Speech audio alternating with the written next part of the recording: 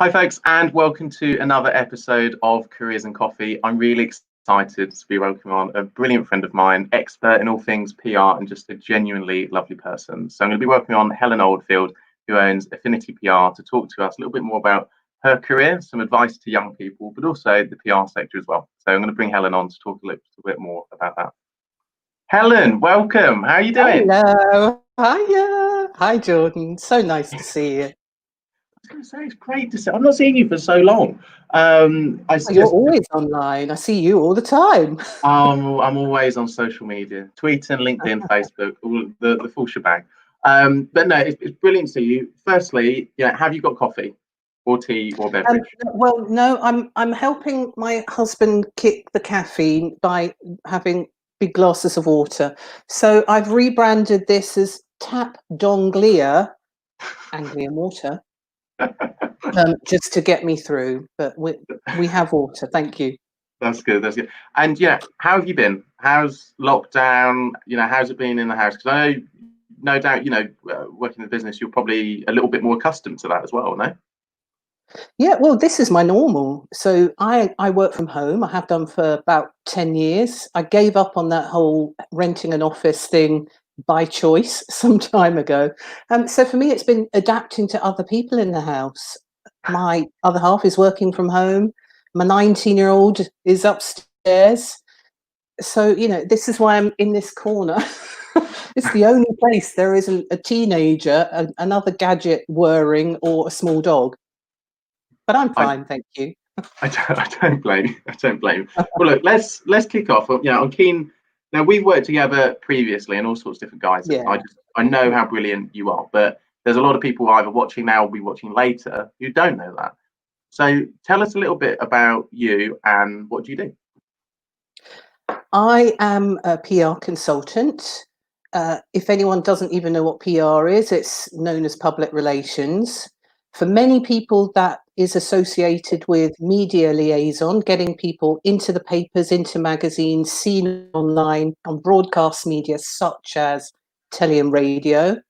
So my job involves all of that, plus helping people to sort out their messaging, their overall strategy, and planning and helping them to roll out and deliver campaigns. That's fantastic. And so you're the owner and director of Affinity PR. I mean, what does that involve? That must, you must be just super busy all of the time having to run that business. Do you mean being the director, that part of it? Yeah. Okay, well, my setup is really unusual, but unusually simple in a good way. And again, by choice and design. So I've done the whole. I've had teams of staff before, employees in previous roles where I've led and directed them. With Affinity PR, I set it up so that it would be a virtual network of, in effect, fellow freelancers, other specialists. So I only have to manage myself day to day and communicate really well with any other partners. But overall, for my business, of course, it's about deciding what I am interested in publicising. The strategy over the kind of businesses and people and causes and events that do thrill me, and which ones are probably not right for me, that I'm perhaps need to refer them to other agencies or consultants. So strategy, that's one important thing. Project planning, financial planning, I'd like to say so, but that's where my other half comes in. He is in charge of all the funding, all the finance stuff. He's a lawyer. He's a lawyer by trade, so let him do that. Yeah. But day to day, it's getting in the work. So there's aspects of business development and just representing, if you like, the brand. That's fantastic. And you mentioned freelance there as well. So what does that mean? What's a freelancer? So a freelancer is a person who is, generally speaking, a self-employed person, like a one-man band, one-person band. And they will sell their skills and services and time to other suppliers. Quite often, that's other agencies, other digital marketing agencies, other PR agencies, or it might be that they work directly with their own body of clients. So it might be, let's say you're running a bookshop, the freelancer might bill you, the bookshop, for the work that they do for your bookshop. But many times freelancers tend to work in that outsourced capacity. And that's a term it took me some time to understand, Jordan, when I was first in business. Outsourcing. Do you want to have a go at that one? I'm not sure.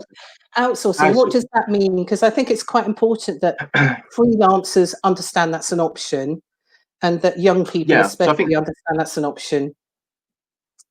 So I knew you were going to throw questions at me. So, for an outsource, for example, I used to be a account manager, and we would outsource a lot of the work we did, because if you've not got the skills within your own organization, that's when you can lean on a fantastic community of freelancers, those working in the gig economy, we'll come on to that in a bit, who do have those skills. So, for example, if you need a website built with particular functions on it, you'd then call up, let's call him Jack. Jack does brilliant work, and you'd get him in to do that one piece of specialized work for you. So when we're talking about outsourcing, you think that's a good summary? Yeah, exactly. So it's linked to having a specialist subject or skills or body of knowledge that you can offer to people. So you don't really. The most important learning point also for me was that you don't have to be brilliant at everything. Yeah. You can buy in those services from other experts. Yeah. No, I think trying to find someone who can sort of specialize in that is brilliant. But I want to sort of rewind the clock a little bit. I want to talk about when you were at school. What was careers like? What was careers like at school for you? And did you have an idea about what you wanted to go and do after school? What was your path? Oh, hang on. What is gig economy? So gig economy, it's my interpretation is. Oh, sorry. Go ahead. Oh, good, Helen. I'll let you do it, Helen. There you go. My interpretation of the gig economy is any workers for whom they're doing collections of work, or it's on a project by project basis, rather than you are employed to do the job forever. You're doing one project, billing them, and then moving on. But it encompasses all kinds of people, but lots of creative agency professionals and lots of entertainers, of course, who literally do. That's where the term gig economy comes from. Performers, musicians, creatives, actors. You're doing that one job, that one gig, and then moving on. Yeah. Jordan, you've gone really you've gone really grainy. I've been waffling. But look, let's talk about.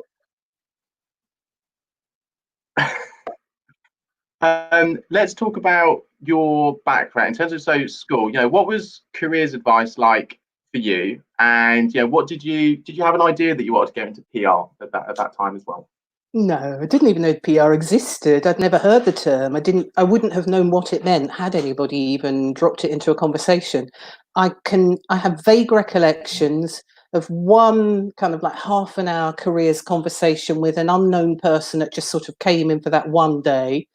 And essentially, instead of asking me what I wanted to do and what I was good at and thrilled about, instead they drove the conversation. It was linear towards, these are the places where there are jobs available currently. And my options were, you're going to laugh about this, will you? My options were to become an air traffic controller in the RAF, because apparently I'm brilliant at multitasking and keeping calm under pressure. I do recognise those. I recognise those skills, but me in the military, I mean, I don't look good in blue for a start, so that was never going to work. But no, they were insurance, bank, high street banking, very, very mainstream careers, which are great for some, but rubbish for me. Anyway, so I left after spectacularly failing my A-levels. I'm not advocating doing no work, but I did no work. I had a brilliant summer. I met my now husband of 38 years. Oh, that's something good come of it. Something long-term good came out of it, but we both spectacularly failed our A-levels. And consequently, I just needed to get a job, any job. And I went to work in local government for a couple of 3 years. Lovely human beings I'm still in touch with to this day, but wrong job for me, wrong mindset, wrong environment. And it took a little while for me to realise that there were these things called HNDs. I'd never heard them spoken about. Higher national diplomas, BTECs, Yeah. level 4, I think you call them now, don't you? Level 4/5. Oh, so you can get all sorts of different BTECs, but yeah. So you Yeah. took a BTEC. So I did a BTEC. I did, first of all, I did some night classes down at Suffolk New College, Yeah. and I did get myself some qualifications eventually doing night classes. I did a public administration course. Seemed like a sensible idea. I was working in local government and interested in how things work. There's the first seed sown of, I'm a strategist. I like to see how things work. I like Yeah. to see the big picture. And then I heard about HNDs from a random chat from some engineers in the highways team where I worked, and did a little bit of research and went to do business and finance with graphic design at Newcastle Poly, as it then was. It's now Okay. University of Northumbria. But it was a brilliant course for me, and my mind was blown by this whole idea of, proper learning, like vocational learning. Yes, you get the academic background and structure, but then you go and apply those skills. I did 2 6-month work placements as part of that HND. One of them Okay. was in the Tyne Theatre and Opera House in the press office and marketing team. And the second one was at Edinburgh International Festival in the press office. And again, only because of those 2 placements that were linked to that particular course in that particular time and place, were the very notions of press, marketing, PR, and in an artistic, cultural, creative environment. They had never been served to me before at school. So I would say, honestly, people, that was in pre-internet days, of course. All research was paper-based in reference libraries. So I would say, people, you've got untold resources at your fingertips. Really just delve and follow link to link to link and find a really good fit for your skills and ideas and the things that really thrill you. There is a course out there for you. There is an institution out there that can just embrace and welcome you as you are. You will fit in. Yeah. That's fantastic advice. I mean, for across your career, what's been some of the highs and lows for you? What's been some of the most proudest achievements you've made, but then maybe some times where maybe you've needed a little bit of resilience to get over some challenges. Well, should we get the lows out of the way? I'm firmly of, let's get them out of the way and then let's move on to positive Yeah. stuff. So you use the R word, resilience. Sounds good. I'm born in Sheffield, so I have Sheffield steel running through my spine. So I am a resilient soul. But yeah, there've been some low points along the way. I totally spectacularly failed again in a previous business venture where I was in partnership with another person. And I'd never really quit anything before. I won't say I'd never failed, because you'd heard I failed my A levels first time around, but I'd not ever really been a quitter. I really am a grafter. And so that was a low point where I had to spend a lot of money and take a big financial hit and begin again when I began Affinity PR on my own, because I felt foolish and I felt like I'd really failed and I felt embarrassed. And actually, again, if I speak kindly to my younger self, my less experienced self, I just think, well, you tried it, didn't work. What did you learn from that? Have you applied it to the way that you work in your own business? And yes, I have. Yes. So it's not a total failure, but that was the low point. And high points, gosh, I don't know. I mean, there's so many really thrilling and exciting things that I do. Whether it's working for a I mean, you've brilliant worked with me. That must be a high point. That's what I meant to say. You got there before me, but working with you, Jordan, was most definitely a high point. But actually, there are high points like that. There are high points like that where actually it's not about the glamour of the brand or the client or the location. There've been many, many of those over the years. It's about meeting truly lovely people that you've just stayed in touch with long after that gig is finished. Long after. Yeah. And that's why I've got friends and pals and colleagues and former clients that I'm still in very, very friendly contact with all over the world, because I've done so much work in like international travel and tourism and hospitality and arts and culture. So that's the high point, I guess. I don't know. I'm sure there's Yeah, plenty, but, I think that's brilliant. I think, and I agree. I think last time we worked together on a project, I'm going to say 4.5 years ago. yeah, And I think yeah, that's the best thing about, I suppose, because you did all of the PR work for us and all of the different clients that we had as well. And I think that's the beauty of working on some projects with people, is that, urgently we need some help on PR. Call Helen. And yeah. 4.5 years on, it's still friends, and you're even on Careers and Coffee with me. So, I think it's testament to, I think it's sort of advice for young people, is that you need to nurture relationships, Yes. because you never know when you might need more support in the future. Yeah, I think relationship building, it's such a key skill that young people, it done right, it can really, really benefit careers as well.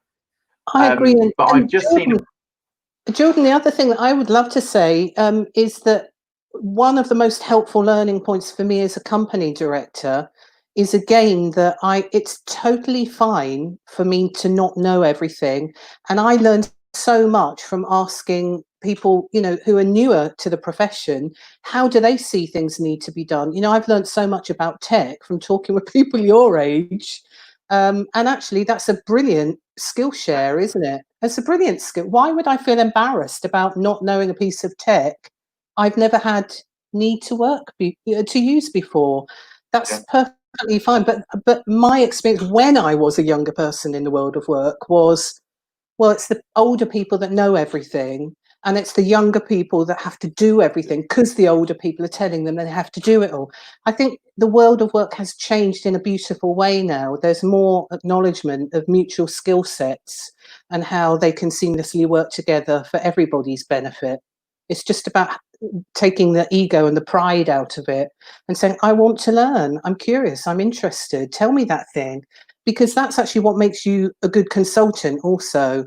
If you're starting every new gig, every new project with a new client as kind of the new girl in my case, how can I possibly yeah, expect to know everything? I have to ask. I have to have everyone in the team or the client's team informing me. yeah. No, I think that's brilliant advice. And I've just got a question in as well. So, do you think it's possible for young people to be self-employed, stroke freelance, straight from education, or do you think it's important to get a bit of work experience in first? I think it is possible. I wish I had even known that self-employment and freelancing was an option. I might have done it many, many decades earlier. Um, Equally, I know that I became a better freelancer, better self-employed company director through having had some work experience first, just by Yeah, interacting with other people, having to take training and direction and briefings from other people, um, in different environments, different cultures of teams and places and businesses, just having an awareness that, it's not all about me. You have to adapt, you have to blend when you are a freelancer. You have to fit into what they're doing, not the other way around. So it's a bit of both, but absolutely got a brilliant idea and good yeah, motivation. You can get out of bed in the morning, crack on and meet deadlines and do consistently good work, then yeah, you can be a freelancer. Sure, go for it.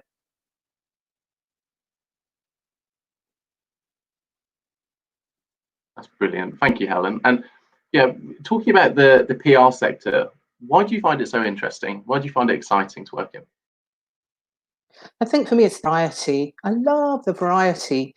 And that was partly what for me was wrong about me choosing to go into that particular bit of local government when I was 19.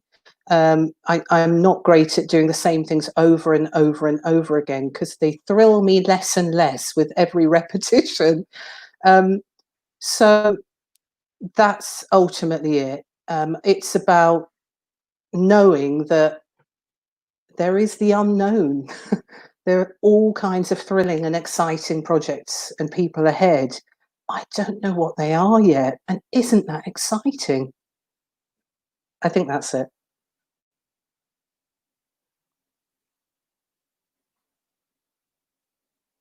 Yeah, I, I like the sound of that. And I've just got another question in. So, how did you work out what your strengths are, and to find out, what you really enjoy doing? At what point did you think I'm really good at this, and this is what I'm going to do for my career? I think probably it was when I was at Poly, first year of uni, and I went and joined a couple of clubs and societies, one of which was called Nightline, which is like the student world equivalent of the Samaritans. And I did some training for that, obviously, which has stood me in really good stead throughout the decades. And I understood things like confidentiality, proper listening, and Yeah, that it was all right to not be a big, bold extrovert. And that always, I want to flag that up because people that meet me socially, they think that I'm quite kind of chatty and bubbly and at ease. I wasn't always like this. I had to learn it and ease into it and get training to be like this. And I often cite example of when I first started Affinity PR, I was so afraid and terrified of what I saw as the mountains ahead of me that I went and got clinical hypnotherapy because I could not formulate words and right. was shaking when I entered networking spaces.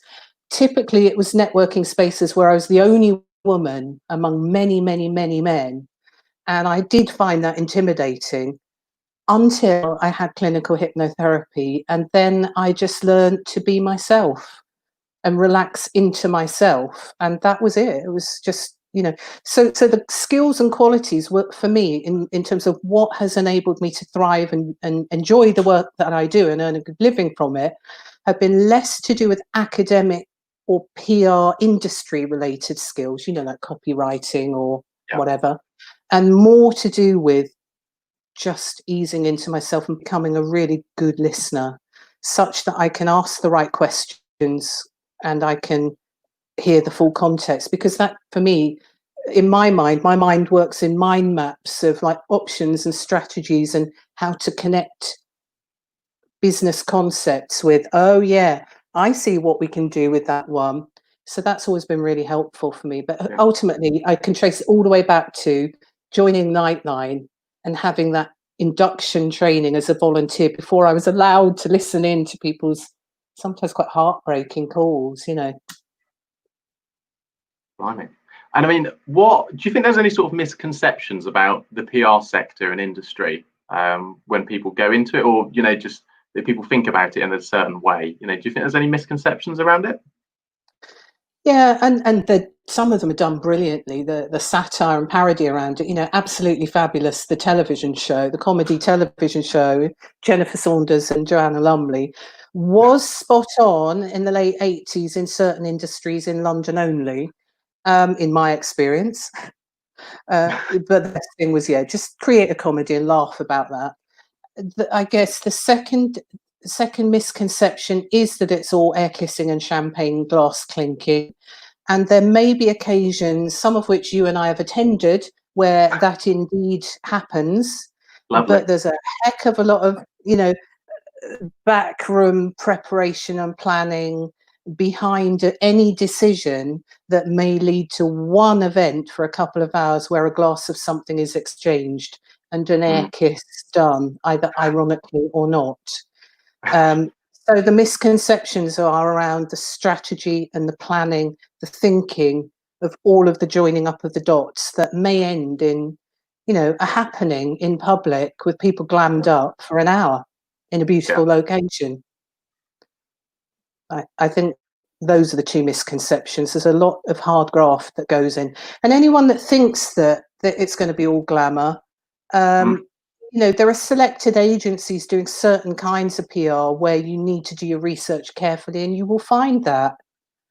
Those of you that aren't so bothered about that, and it's more about the quality and variety of the work, um, yeah, you're just going to have to scrub up well on occasion. I mean, for any young person who may be watching this at some point, what sort of skills do you think they need to go into PR? I think you may get different answers from different agency owners because of their own niche. But if, in my kind of firm, which is serving arts, culture, charities, not-for-profits, hotel, caring kind of stuff, hotels, caring for people, looking after people, making them feel special and welcomed. I'm much more interested in somebody's character and evidence of that character. So thoughtfulness, attention to detail, more interested in looking after another person around them rather than worried about what they need all the time. It's a mindset. So that's linked to qualities rather than skill set. However, if we look firmly at the skill set, you've got to be able to write. You've got to be able to, it's boring but necessary to know. Grammar, punctuation, spelling remain really very important, because we all know from the eats, shoots and leaves examples, where you place your commas can totally change the meaning of a key message and an overall campaign and its impact. So you do need to write correctly, or have very, if for example you do have something like dyslexia, there are brilliant spell checker packages out there. You need to make good use of the tech. I work with lots, in a former career I worked at RNIB and worked with a lot of people with sight issues. I myself, Jordan, I'm now saying this to people because I think I need to speak out about things that are increasingly important.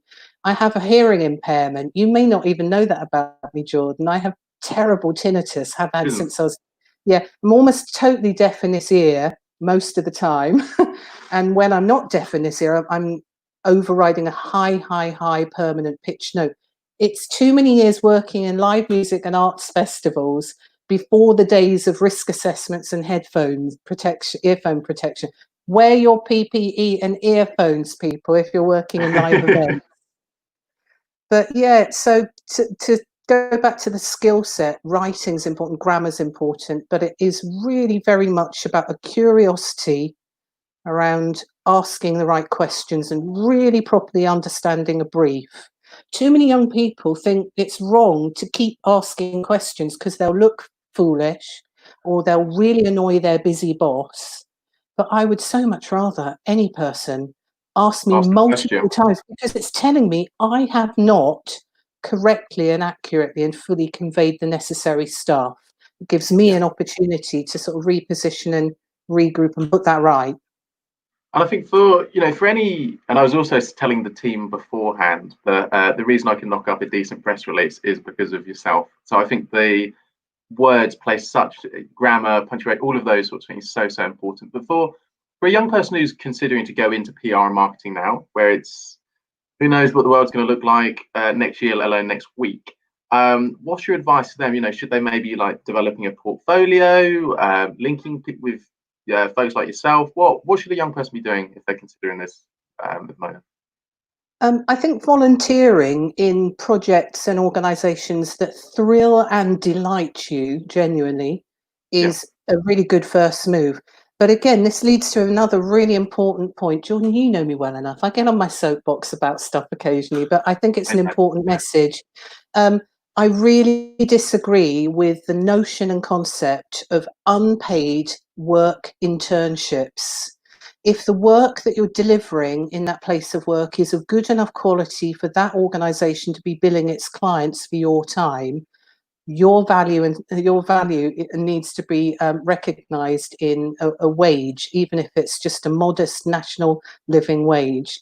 That point aside, true volunteering work, if you've got an opportunity to, my 19-year-old came and worked with me at First Light Festival last summer, this weekend that's just gone actually, and she finds it tricky to work front of house because she's quite shy. But we found her a beautiful volunteering opportunity where she was working in like craft tents, which she does art and design, with children and young people. And that was the perfect match of that first step towards I've now got to interact with the great British public, which I find slightly challenging, but I'm doing it in context that I love, children, young people, and art and design. So volunteering is really, really important. And I always volunteer, even now to this day. I volunteered for the Rural Coffee Caravan for, I think it's coming up for 17 years. Wow. And I still go out there every now and then and on village visits, and it's delightful. It's delightful. That's impressive stuff. And I mean, just because we're already running over, but I know you were going to ask me. So do you have any questions for me before we sign off? Okay. I do, Jordan. You're so good at this PR stuff. My work here is done.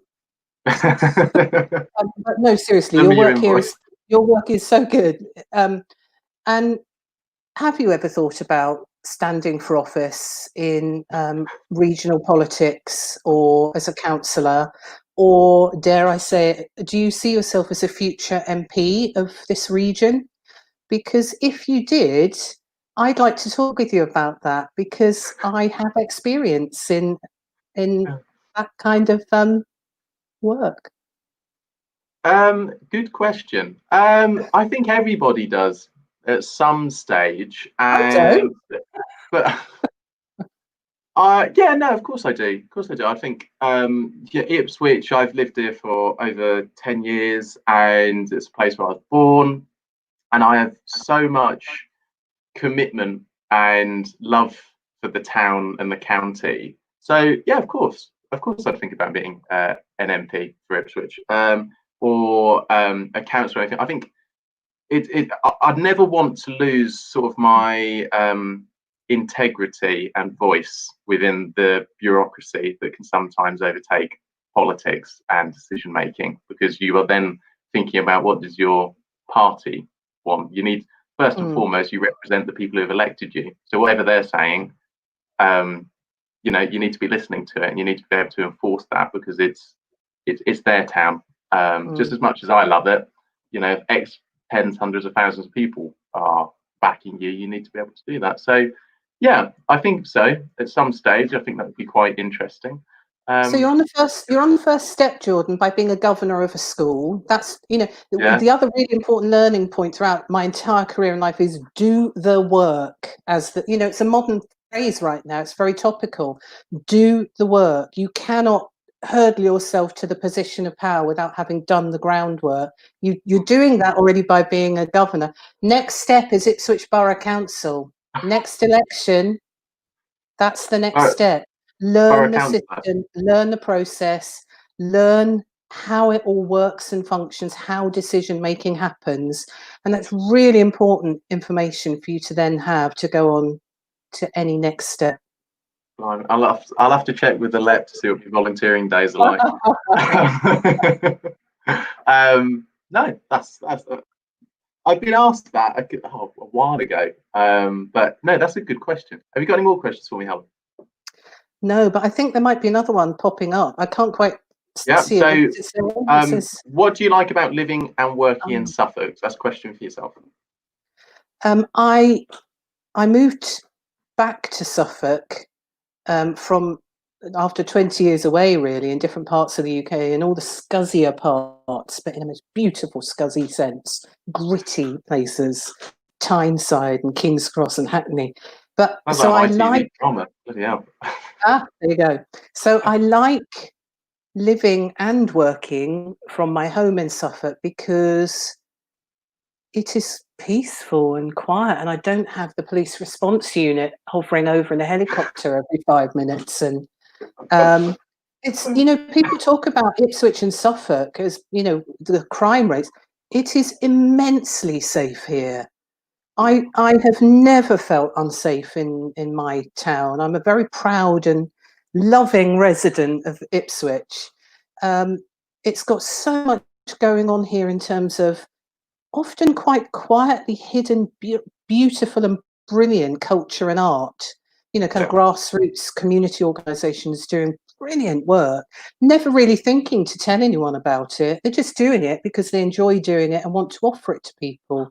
So the generosity of spirit of Ipswich and Suffolk people is something I really like.